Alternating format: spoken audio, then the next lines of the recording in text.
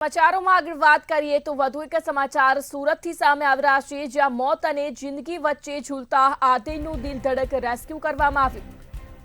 જ્યાં એક યુવકનું રેસ્ક્યુ કરવામાં આવ્યું, જ્યારે સુરતમાં 10મા માળે બારી પાસે સૂતા સમયે તેઓ ગભડ્યા હતા, ત્યારે આધેડનું દિલ ધડક રેસ્ક્યુ કરવામાં આવ્યું. 8મા માળે ગ્રીલમાં પગ ફસાતા કલાકો સુધી લટક્યા હતા, જ્યારે ફાયરની ટીમે કમરે દોરડું બાંધી બારીમાંથી ખેંચ્યા.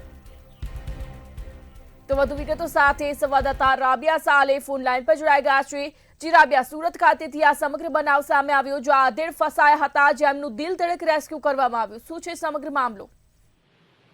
સુરતનો જે રાંદેર વિસ્તાર છે, રાંદેર વિસ્તાર ખાતે જહાંગીરાબાદ આવ્યું છે. આ જહાંગીરાબાદ નજીક ડીમાર્ટ આવ્યું પાસેની આ ઘટના જે છે ત્યાં તો કોઈને ચોંકાવી દીધા છે.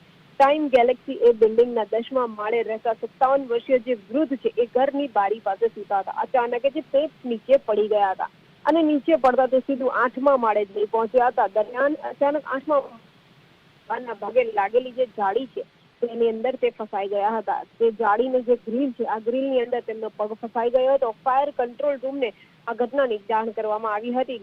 ઘટનાની ગંભીરતા જાણતા ફાયરના જવાન તાત્કાલિક ઘટના સ્થળે પહોંચી ગયા હતા અને ફાયરના જવાનો દ્વારા બચાવની કામગીરી કરવામાં આવી હતી અને આખરે વૃદ્ધને રેસ્ક્યુ કરવામાં આવ્યા હતા. 8મા માળેથી જાળી કાપીને વૃદ્ધને રેસ્ક્યુ કરવાની કામગીરી કરાઈ હતી. 1 જ કલાકની જહેમત બાદ, મહામહેનત બાદ કહી શકાય કે ફાયરના જવાનોએ વૃદ્ધને જીવિત રેસ્ક્યુ કર્યા હતા જાળીસો કાપીને.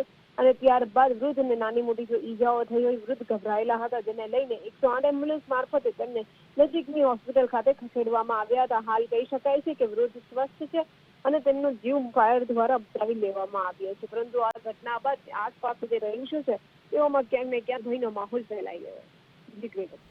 જી રાબિયા, સમગ્ર માહિતી બદલ આપનો આભાર.